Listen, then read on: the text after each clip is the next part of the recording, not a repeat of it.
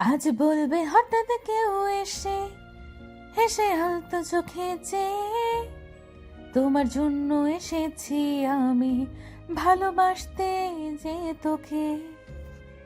বন্ধুদের সাথে ভার্সিটি পুকুর পাড়ে এসে বসে আছি। ভার্সিটিতে বসে আছি বলে ভাববেন না আমি আবার লেখাপড়া করছি। মাস্টার শেষ করে আর পড়তে ইচ্ছা করেনি। আমি অভিজ্ঞান, সবাই আমাকে একটা শর্টকাট নামে ডাকে, বিসি, মানে বখাটে ছেলে। আব্বু আম্মুকে জন্মের পর দেখিনি। বড় ভাই আর ভাবি ছোট থেকে আমাকে বড় করেছে।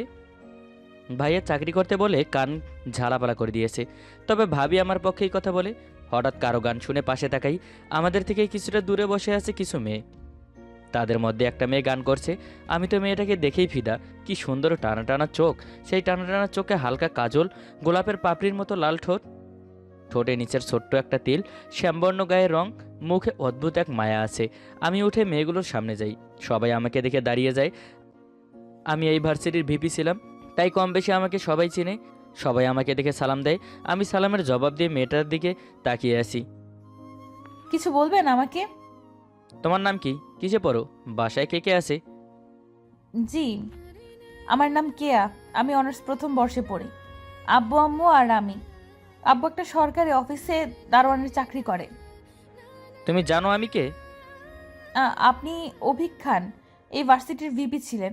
আপনি বখাটেদের মতো ঘুরে বেড়ান বলে সবাই আপনাকে বিসি বলে ডাকে, মানে বখাটের ছেলে। আমার সম্পর্কে তো দেখছি অনেক কিছুই জানো। তোমার গানের গলা খুব সুন্দর, রোজ এখানে এসে আমাকে গান শোনাবে। আমি রোজ এই সময় এখানে আসব, মনে থাকবে তো?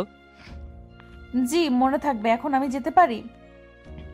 যাও, আর কেউ বিরক্ত করলে আমাকে বলবে।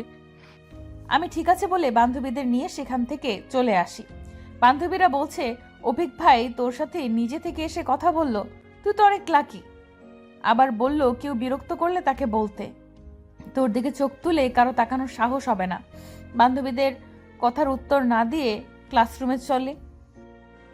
বন্ধুদের নিয়ে ভার্সিটি থেকে বের হয়ে পাশের দোকানে বসে আছি। এক হাতে রং চা, অন্য হাতে 2 আঙ্গুলের মাঝে জ্বলন্ত সিগারেট। চা সিগারেট শেষ করে বিল দিয়ে বন্ধুদের বলি বাসায় চলে যাব। ওরা অবাক হয়ে আমার দিকে তাকিয়ে আছে। অবাক হবারই কথা, আমি কখনো এত তাড়াতাড়ি বাসায় যাই না। আমিও বন্ধুদের রেখে বাসায় চলে আসি।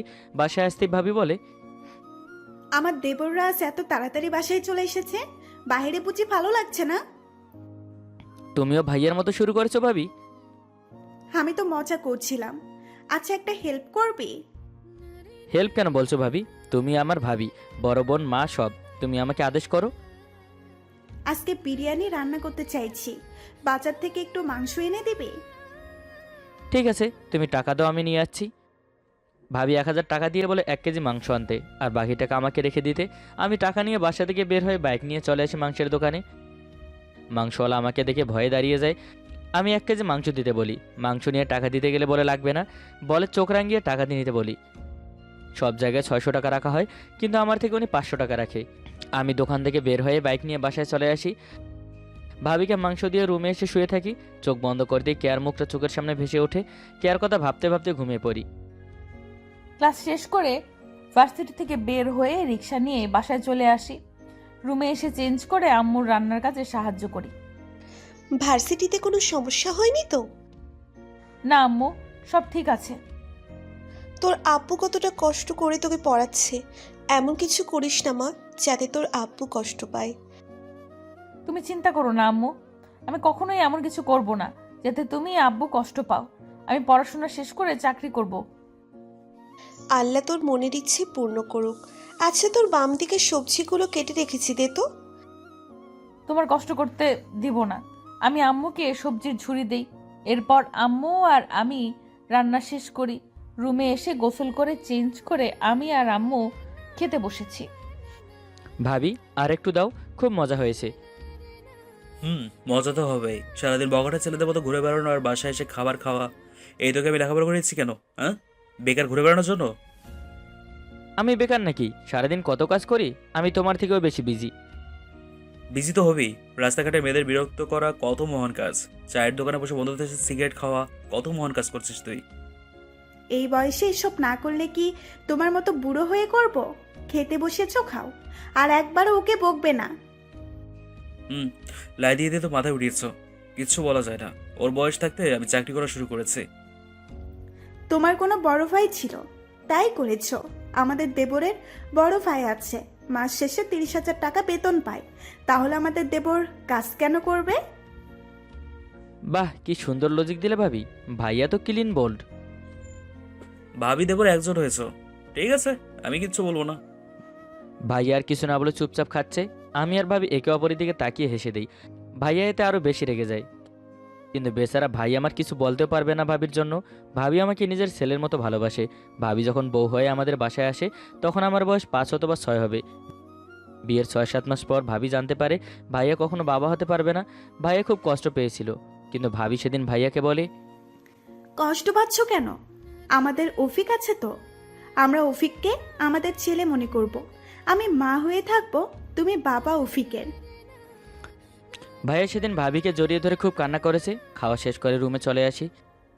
পরের দিন ভার্সিটি চলে আসি। গেট দিয়ে ঢোকার সময় দেখি অভিক ভাই গেটের সামনে দাঁড়িয়ে আছে। আমি মাথা নিচু করে চলে যেতে নিলে উনি আমাকে ডাকেন। আমাকে দেখেও না দেখার মতো চলে যাচ্ছ কেন? আমার ক্লাস আছে তো তাই। ক্লাস শুরু হতে এখনো 30 মিনিট বাকি আছে। আচ্ছা, তোমার হাতে ওটা কি? জি, আমার আম্মু আমার জন্য টিফিন দিয়েছে। আমাকে দাও, আমি বাসা থেকে না খেয়ে এসেছি তোমার সাথে কথা বলার জন্য। তোমার ক্ষুধা লাগবে, ওই যে সামনে হোটেলটা দেখছো, আমার নাম বললেই হবে। আমি মাথা নেড়ে ওনার হাতে বক্স দিয়ে চলে যেতে নিলে আবার পেছন থেকে ডাকে, এই মেয়ে এখানে আসো, আমি তোমাকে যেতে বলেছি। আর কিছু বলবেন? বক্সটা যাওয়ার সময় নিয়ে যেও, যাও এখন। কে চুপচাপ চলে যায়। আমি ওর যাওয়ার দিকে তাকিয়ে মুসকি মুসকি হাঁটছি। বন্ধুরা আমাকে এতটা পরিবর্তন দেখে হ্যাঁ করে তাকিয়ে আছে। মুখ বন্ধ কর, নয়তো মশামাছি সব একসাথে ঢুকে যাবে মুখে। আমি ক্লাসে এসে বান্ধবীদের সাথে বসে আছি। একটু পর ক্লাসে স্যার আসলে সবাই ক্লাসে মনোযোগী হই। সবগুলো ক্লাস শেষ করে ভার্সিটির বাইরে দাঁড়িয়ে দুই দিকে তাকিয়ে অভিক ভাইকে খুঁজছি। উনি তো বলো যাবার সময় বক্স নিয়ে যেতে, কিন্তু উনি তো এখনো নেই। হঠাৎ পেছন থেকে বলে, আমাকে খুঁজছো?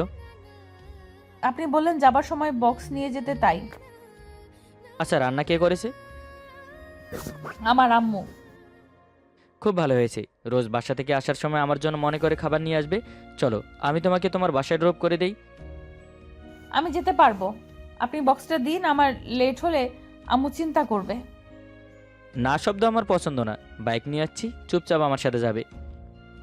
বলেই অভিক ভাই বাইক আনতে চলে যায়। আমি তো শুনেছিলাম উনি বখাটে, এখন তো দেখছি গুন্ডাও। কিছু বলার সাহস হচ্ছে না। বাইক নিয়ে আসলে আমি বাইকে উঠে বসি। আমার থেকে বাসার ঠিকানা জেনে বাইক চালাতে থাকে। 10 মিনিট লাগে কেয়ার বাসার সামনে আসতে। কেয়া বাইক থেকে নেমে ধন্যবাদ দিয়ে চলে যায়। আমি বাইক ঘুরিয়ে বাসার দিকে যাচ্ছি। এসে গেছিস? খাবারগুলো খেয়েছিস তো?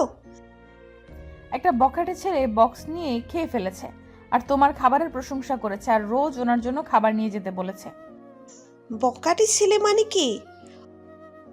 তুমি সব সময় যার কথা বলো মানুষের উপকার করে বেড়ায়, সে। অফিক তোর থেকে খাবার নিয়ে খেয়েছে? আমি রুমে যাচ্ছি বলেই আমি রুমে চলে আসি।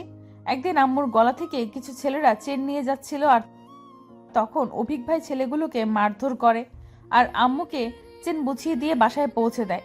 আর সেই দিন থেকেই আম্মু অভিক ভাইয়ের ফ্যান হয়ে গেছে। বাসায় এসে বাইক রেখে ভেতরে চলে আসি। ভাবি টেবিলে খাবার রেখেছো? কি রে, আজও লেট করে আসলি? কাল কি হয়েছিল যে তাড়াতাড়ি চলে এসেছিলি? আজকে মানুষের সেবা করে আসতে লেট হয়ে গেছে। কবে যে একটা সুন্দরী মেয়ের সেবা করে বউ করে আনবি? ওর মতো বখাটে ছেলেকে আবার কেউ বিয়ে করবে? এই স্বপ্ন দেখা ছেড়ে দাও। সেটা নিয়ে তোমাকে ভাবতে হবে না। আমিও ঠিক ভাবির মতো মিষ্টি একটা মেয়েকে বউ করে আনবো। একদম, আমি আছি তোর সাথে। দেবর ভাবি মিলে হারিকেন দিয়ে খুঁজে দেখো পাও কিনা। সেটা আমরা বুঝবো। তুমি এত তাড়াতাড়ি আজ বাসায় চলে আসলে? অফিসে তেমন কাজ নেই, তাই বসে থেকে ছুটি নিয়ে চলে আসলাম। দুইজনে তাহলে ফ্রেশ হয়ে এসো, একসাথে খাবো। আমি আমার রুমে এসে ফ্রেশ হয়ে নেই, চেঞ্জ করে নিচে এসে টেবিলে বসি। ভাইয়া আসলে ভাবি আমার রুমে খাবার সার্ভ করে দিয়ে নিজেও বসে পড়ে। তিনজনে একসাথে খাবার খেয়ে নেই। খাবার খেয়ে রুমে এসে শুয়ে থাকি। বিকেলে ব্যালকনিতে বসে আছি। কবে যে লেখাপড়া শেষ করে একটা চাকরি করব, আব্বু কষ্ট আর দেখতে পারছি না। আমার একটা বড় ভাই থাকলে কত ভালো হতো। আব্বুকে তাহলে আর কষ্ট করতে হতো না। একটা দীর্ঘশ্বাস ফেলে চোখ বন্ধ করে বসে থাকি। মাগরিবের আজান কানে ভেসে আসতে এই রুমে চলে আসি। উঁচু করে এসে নামাজ পড়তে বসি। রুমে বসে কেয়ার একটা স্কেচ আঁকছি। আঁকাআঁকিটা আমার ছোটোবেলার অভ্যাস। নিজে নিজে যতটুকু পারি ততটুকু চেষ্টা করি। স্কেচ আঁকা শেষ হলে নিজের মনের মতো করে রং করি। সব কিছু কমপ্লিট হলে তাকিয়েছি। হঠাৎ ভাবি পেছন থেকে বলে, বাহ, খুব সুন্দর তো দেখতে মেয়েটা। নাম কি? কোন মেয়ে ভাবি? এটা তো জাস্ট একটা স্কেচ, পুরোটাই কাল্পনিক। এটা যে কাল্পনিক না সেটা আমি খুব ভালো করেই জানি। আমার দেবরকে আমি খুব ভালো করেই চিনি। তার মনের মাঝে যে থাকে তার ছবি সে আঁকে। সত্যি করে বল, মেয়েটা কে? ওর নাম কেয়া, অনার্স প্রথম বর্ষে পড়ে। ভালোবাসিস মেয়েটাকে? জানি না ভাবি, তবে ওর সামনে গেলে শুধু ওর দিকে তাকিয়ে থাকতে ইচ্ছে হয়। এটাই তো ভালোবাসার প্রথম লক্ষণ। মেয়েটা দেখতে খুব মিষ্টি, আমার তো পছন্দ হয়েছে। কিন্তু ও আমার সম্পর্কে সব জানে। আমি বখাটে মারামারি করে বেড়াই। তাতে কি হয়েছে? আমার দেবর দেখতে স্মার্ট, শিক্ষিত, চাইলেই চাকরি করে পারে। আচ্ছা ভাবি, তোমার কি মনে হয় আমি যদি কেয়াকে ভালোবাসার কথা বলি ও রাজি হবে? জীবনেও রাজি হবে না। তোর মতো একটা বখাটে ছেলেকে কোনো একটা মেয়ে ভালোবাসবে? ইচ্ছে করে তোমার শরীরে বিছুরি পাতা ঘষে দেই। সবসময় খোসা মারা কথা বলে। সত্যি কথা বললে সবার গায়ে লাগে। তোমাকে এখানে কেউ সত্যি বলতে ডেকে আনিনি, গিয়ে নিজের কাজ করো। আমি তো নিজেরই কাজ করছি, আমার ভাইকে সত্যের দিকে আনছি। আচ্ছা, তুমি সবসময় এত ওর পেছনে লেগে থাকো কেন? তোমার দেবরকে ভালো হয়ে যেতে বলো, তাহলে আর কিচ্ছু বলবো না। আমি ভালোই আছি, এর থেকে ভালো হতে পারবো না। আচ্ছা, রাস্তাঘাটে মেয়েদের বিরক্ত করা, পাড়ার চায়ের দোকানে বসে সিগারেট খাওয়া, অকারণে কারণে মারাপিট করাকে বুঝি ভালো ছেলেদের কাজ বলে? প্রথমত আমি কোনো মেয়েকে বিরক্ত করি না, আর যারা অন্যায় করে তাদের বিরুদ্ধে প্রতিবাদ করি। আর পাড়ার দোকানে বন্ধুদিনে সিগারেট খাওয়া কেন বাদ দিলে ভাই? সবসময় খাই নাকি? মাঝে মধ্যে খাই। তুমি যাও তো এখান থেকে, আমি আমার ছেলের সাথে কথা বলে বুঝে নিব। দাও দাও, দেবরকে ছেলের মতো মানুষ করতে চাও, আর সেই ছেলে বখাটে কি করে বেড়ায়? হ্যাঁ, বলেই ভাইয়া চলে যায়। ভাবি আমার গালে হাত রেখে বলে, তোর ভাইয়ার কথাই কান দিবি না। তুই মেয়েটাকে প্রপোজ কর, রাজি হয়ে গেলে চাকরি করা শুরু করবি। তারপর আমরা মেয়েটার বাসায় বিয়ের কথা বলতে যাব। আমার লক্ষ্মী ভাবি। না, শুধু ভাবি না, ভাবি আমার কবলে চুমু দিয়ে চলে যায়। আমি আবার কেয়ার ছবিটার দিকে তাকিয়ে থাকি। আজকেও ভার্সিটিতে এসে একই অবস্থা। অভিক ভাই গেটের কাছে দাঁড়িয়ে আছে। আমি ওনার কাছে গিয়ে টিফিনের বক্সটা নিয়ে চলে যেতে নিলে উনি বলে, কেয়া শোনো, জি বলুন। একটা ক্লাস করে পুকুর পাড়ে এসো তো, তোমার সাথে কথা আছে। ঠিক আছে, আসবো। বলেই কেয়া চলে যায়। আমি বক্স নিয়ে পুকুর পাড়ে চলে আসি। বক্স খুলে দেখি বিরিয়ানি। লেট না করে খাওয়া শুরু করি। প্রথম ক্লাস শেষ করে অভিক ভাইয়ের কথা মতো পুকুর পাড়ে চলে আসি। এসে দেখি উনি বসে বসে পুকুরের পানিতে ঢিল ছুঁড়ে। আমি ওনার পাশে দাঁড়িয়ে বলি, জি বলুন, কেন আসতে বলেছেন? আমার কথাগুলো মন দিয়ে শুনবে, আর আমার কথা শেষ হবার আগেও কোনো কথা বলবে না। ঠিক আছে, বলুন না, বলুন আপনি। আমার কখনো কোনো মেয়ের সাথে কথা বলতে গিয়ে এতটা নার্ভাসনেস কাজ করেনি। পুরো শরীর কাঁপছে। চোখ বন্ধ করে কয়েকটা নিঃশ্বাস নিয়ে বলতে শুরু করি, আমার আগে কখনো এমন হয়নি। তোমাকে দেখার পর থেকে আমি ঠিকমতো খেতে পারছি না, ঘুমাতে পারছি না। সবসময় শুধু তোমাকে নিয়ে ভাবতে ইচ্ছে করে। I think I love you.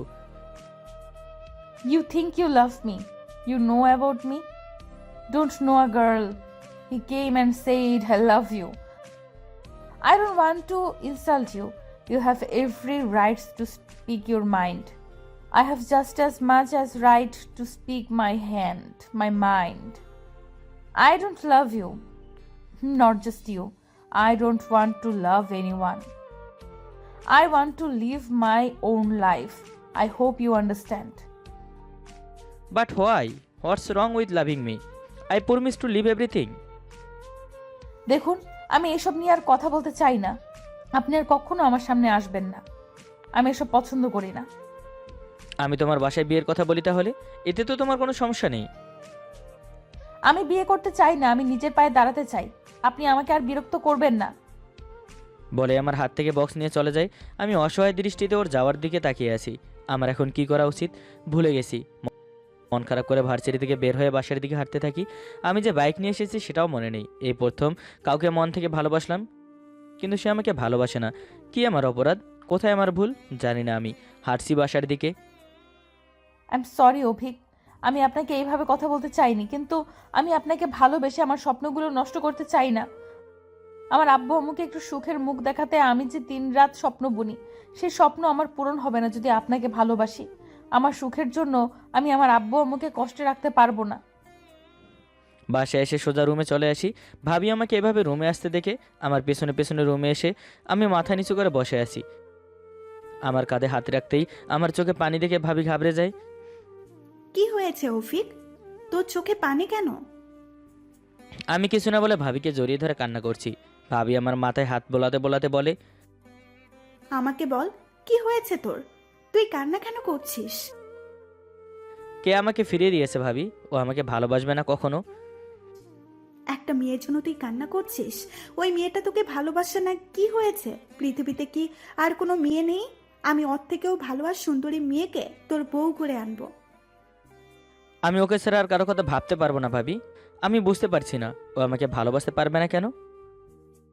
আমি একটা কথা বলবো, তুই যদি রাগ না করিস। রাগ করবো কেন ভাবি? তুমি আমার ভাবি, বোন, মা, সব কিছু। তোমার কথায় আমি কি রাগ করি বলো? আমি বলি কি, মেয়েটা তো এখনো লেখাপড়া করছে, ও লেখাপড়া করুক, তুই নিজের পায়ে দাঁড়া। এর মধ্যে তুই একটা চাকরি কর, এরপর আমি তোর ভাইয়াকে নিয়ে মেয়েদের বাসায় যাব। কি বলিস? তোর ভাইয়ের সাথে কথা বলবো। ঠিক আছে ভাবি, তুমি যা বলবে আমি তাই করব। ভাবি ভাইয়ের সাথে কথা বলে আমার চাকরি বিষয়ে। ভাইয়া জানায় তাদের কোম্পানিতে নাকি লোক নেবে, আর সে স্যারের সাথে আমার ব্যাপারে কথা বলেছে। স্যার নাকি আমাকে নিয়ে যেতে বলেছে। পরের দিন ভাইয়ের সাথে চলে আসি ভাইয়ের অফিসে। চাকরিটা হয়ে যায়। মন খারাপ করে বাসায় চলে আসি। আমার মন খারাপ দেখে ভাবি বলে, কি রে, চাকরি হয়নি? মন খারাপ করছিস কেন?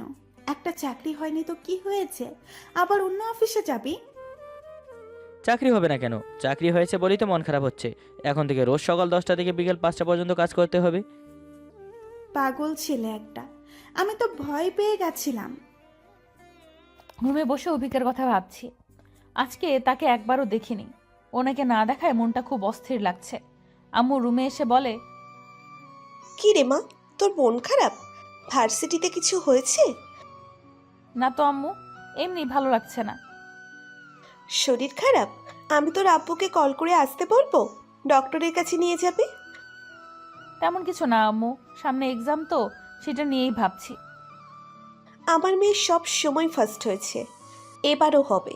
এত ভাবতে হবে না, শরীর খারাপ করবে। আম্মু আমার মাথায় হাত বুলিয়ে চলে যায়। আমি অভিককে নিয়ে আবার ভাবতে থাকি। ভার্সিটি থেকে বাসা কেটে যায় 8 বছর। মাস্টার শেষ করে আব্বু যে অফিসে চাকরি করতো সেই অফিসের ম্যানেজারের পদে নিয়োগ হয়েছি। আব্বুকে এখন আর চাকরি করতে দেই না। 3 দিন হয়ে গেছে চাকরিতে জয়েন করেছি। সবচেয়ে অবাক করা বিষয়, এই 8 বছরে অভিককে কখনো দেখিনি। সেই দিনের পর অভিক আর আমার সামনে আসেনি। শরীরে জ্বর থাকায় 4 দিন অফিসে যাওয়া হয়নি। আজ একটু সুস্থ আছি, তাই অফিসে যাব ঠিক করেছি। ভাইয়া বলল আমাদের অফিসে নাকি নতুন ম্যানেজার এসেছে, আর সে মেয়ে, তাতে আমার কি? আমি কাজ করব, বেতন নেব। অফিসে আসতে বস শরীর অবস্থা জিজ্ঞেস করে। আমি ভালো আছি বলি। একটা ফাইল দিয়ে বলে নতুন ম্যানেজারকে দিয়ে আসতে। আমি ফাইল নিয়ে ম্যানেজারের রুমে যাই।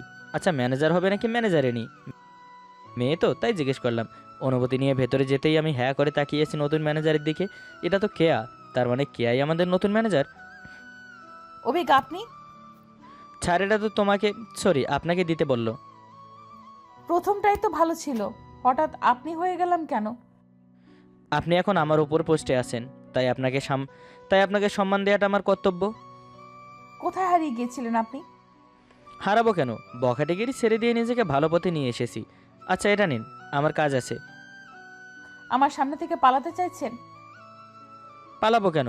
কাজ আছে, কাজ তো করতেই হবে। এখনো ভালোবাসেন আমাকে? তুমি আমার কোনো অভ্যাস ছিলে না যে কিছুদিন না করলে ভুলে যাব। তুমি আমার ভালোবাসা, কখনো ভুলতে পারবো না। তাহলে আমাকে ছেড়ে চলে কেন এসেছিলেন? আমি আপনাকে কত খুঁজেছি আপনি জানেন? তুমি তো আমাকে ভালোবাসো না, আর তুমি নিজেই বলেছো আমি যেন আর বিরক্ত না করি। তখন আমি যে কারণে আপনার ভালোবাসার ডাকে সাড়া দিতে পারিনি, এখন আর সেই কারণটা নেই। তবে আমার একটা শর্ত আছে, সেটা মানলে আমিও আপনাকে ভালোবাসবো আর বিয়েও করব। 8 বছর আগে প্রপোজ করেছি, সেটার জবাব 8 বছর পর দিবে, তার সাথে আবার শর্তও আছে। ঠিক আছে বলো। বিয়ের পর আমি চাকরি করব আমার আব্বুকে দেখাশোনা করার জন্য। রাজি থাকলে বলেন। তোমার আব্বু আম্মু আমাদের সাথে আমাদের বাসায় থাকবে? এটা ভালো দেখায় না। আমি ছোট থেকে কখনো আব্বু আম্মুর ভালোবাসা পাইনি। ভাই আর ভাবি আমার আব্বু আম্মুর মতো ভালোবাসা দিয়ে বড় করেছে। তোমার আব্বু আম্মু আমাদের সাথে থাকলে সবাই একসাথে মিলেমিশে থাকতে পারবো, আমিও আব্বু আম্মুর ভালোবাসা পাবো। তোমার ভাইয়া ভাবি রাজি হবে? ভাইয়া ভাবি অলরেডি রাজি। এখন চলো ডাকি কাজী। কেয়া দৌড়ে এসে আমার বুকে ঝাঁপিয়ে পড়ে। 8 বছর পর ভালোবাসার মানুষটাকে কাছে পেয়ে খুশিতে কেঁদে ফেলি। দুজন দুজনকে শক্ত করে জড়িয়ে ধরে কান্না করছি। এরপর আমাদের বিয়ে হবে, আর বিয়ের পর কী হবে সেটা বলবো না। আজকের মতো বিদায় নিচ্ছি। আল্লাহ হাফিজ।